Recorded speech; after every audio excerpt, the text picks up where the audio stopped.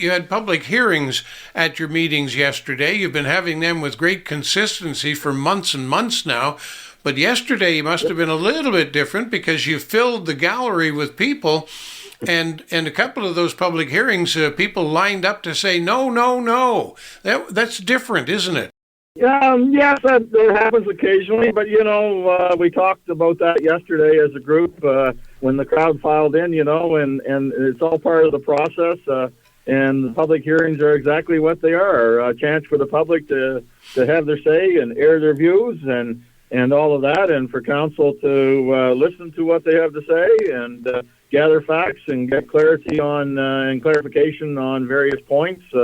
Anyway, and there's a very strict set of rules around public hearings, so you have to be, pull out the whistle and be the referee and be very sharp on that part of it. So, and just so people know, those rules are laid down by the province, not by you.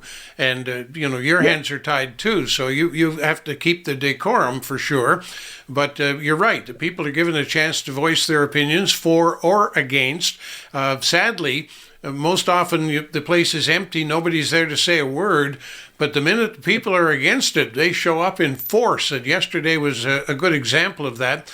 The bulk of them are there to oppose a proposal for a campground at Ward's Brook, and the concern seemed to be for the fact that there might have been some maneuvering going on with the brook itself. Some of the representatives suggested that the proponent of the project had actually diverted the brook.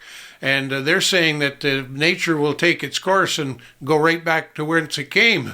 If you wait long enough, it'll happen. And they're saying that, you have to have setbacks from that brook, and therefore they're saying it won't work, and they're opposed. But that was only public hearing number one. They get a chance to come back a second time, and you'll update the information as I understand it.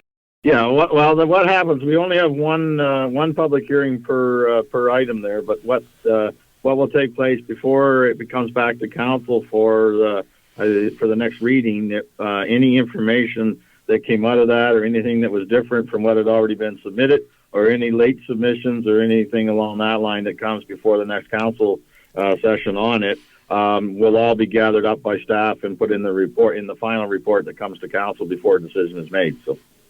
And then there was a second public hearing. Yeah, you're right. I was thinking two public hearings, but no, it's first reading, second reading, and there's a public hearing in the midst. There was a second public hearing yesterday, a proposal to set up a business on Southampton Road in West Amherst area. And there weren't as many people in the gallery who were opposed, but those who presented to council yesterday came with a list of people who signed a kind of petition, and that numbered in the hundreds. I was blown away by that. They really don't want it. Yeah, it's interesting. There's obviously the local community. Yesterday was their opportunity to speak up, and speak up they did.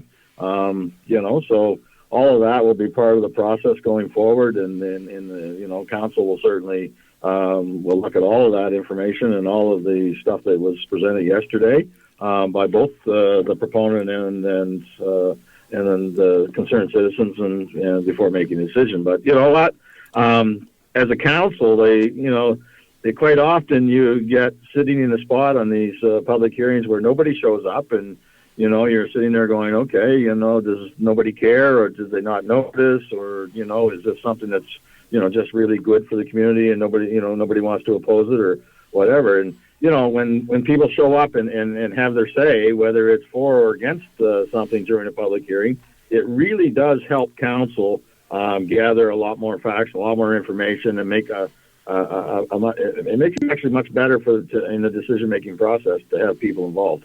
Now, something a lot more positive, of course, too, was a major presentation given to council yesterday by Greg Nix on behalf of the Cumberland Trails Association, talking about a specific new entity called a destination trail. And this one is dear to my heart because this literally goes back about 8 years. It's a nexus was then with the idea of being able to connect trails. We already have a Trans-Canada Trail right from Nova Scotia all the way, well, I guess you can call Newfoundland too, but you stop and take the ferry, of course, right to British Columbia. But interestingly enough, we don't interconnect ourselves too much locally.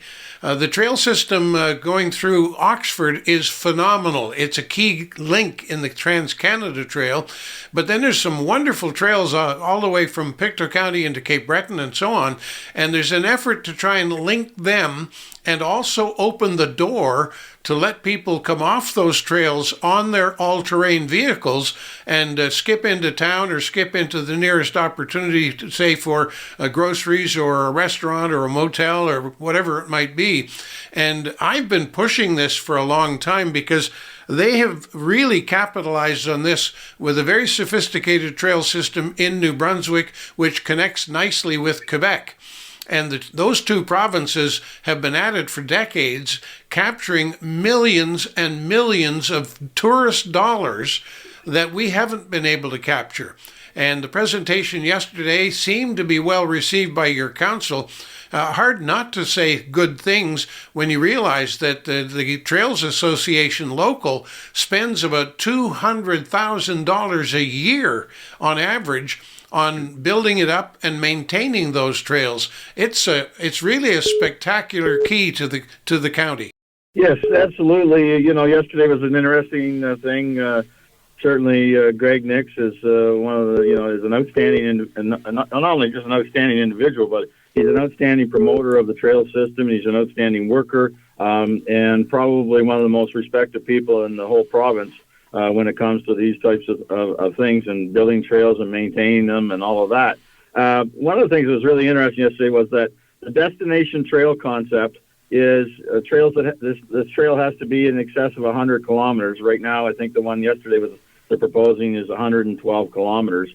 And interesting enough, we're the only part of Nova Scotia that doesn't currently have one. They have one in Cape Breton. They have one, I think, on the South Shore. They have, I believe, one in the Valley. He had all the names of them and all of that. So you know what? It would be absolutely, in my mind, it's absolutely awesome to have a destination trail in Cumberland, Colchester.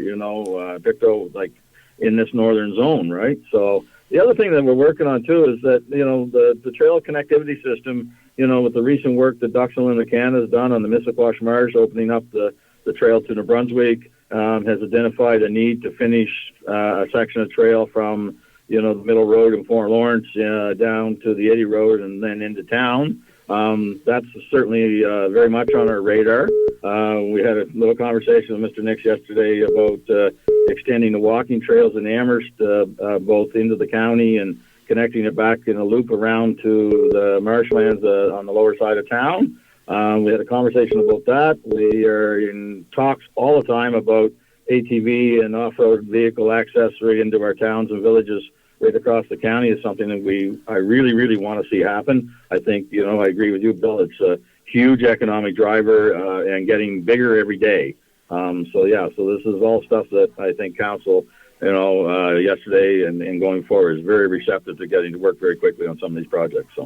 And you probably know we talked with Mayor Small of Amherst earlier this week on the same topic because they've been looking at it too and suggesting the town doesn't really have any access trails. But Mayor Small said you and he have been getting together looking at how you can cooperate to really open things up. Absolutely. Mayor Small and I have been meeting on a regular basis, discussing a number of, how would you say, co-issues such as these that we can get to work on. We certainly want to get, in the first year of our mandate, get as many projects moving as we possibly can. We found out in the last mandate that if stuff sits to year 3, it doesn't get done in year 4, and then you have to carry it over. And so we're very keen and anxious to get some projects off the ground and up and running right in the first year. So.